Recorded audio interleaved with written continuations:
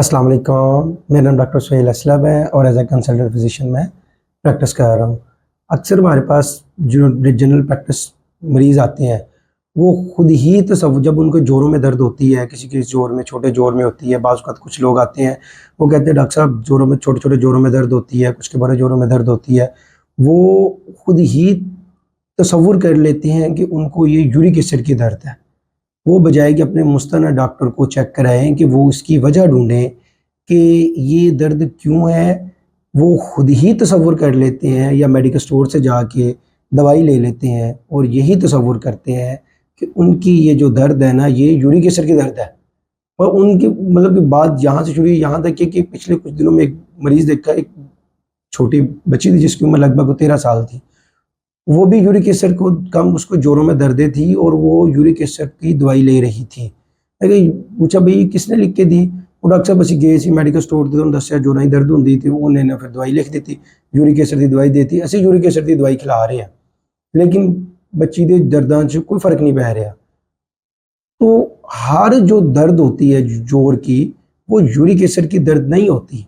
लिहाजा आपने ये तसव्वुर नहीं कर लेना कि जो भी जोड़ की हो दर्द हो या किसी भी जोड़ में दर्द हो वो यूरिक एसिड की दर्द है भाई, वो उसके अलावा और जो है ना हुसैन में नहीं चीज़ आनी। तो लिहाजा जब भी दर्द हो तो खुद उसको यूरिक एसिड की समझने की बजाय दर्द, उसका प्रॉपर एक मुस्तनद डॉक्टर साहब से चेकअप करवाएं ताकि डॉक्टर साहब तशखीस करें कि ये दर्द किस चीज़ की है। अब दूसरी साइड पे क्या होता है, ये तो एक साइड होगी।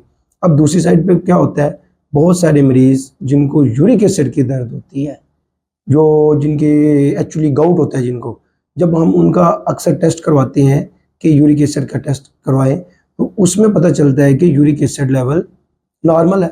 अब हम उनको यूरिक एसिड की दवाई लिख के देते हैं तो कहते हैं डॉक्टर साहब ज़रूरत नहीं है, मेरा यूरिक एसिड नॉर्मल है, ये मैंने ज़रूरत नहीं है कि मैं इस्तेमाल नहीं करनी क्योंकि मेरा यूरिक एसिड लेवल ठीक है।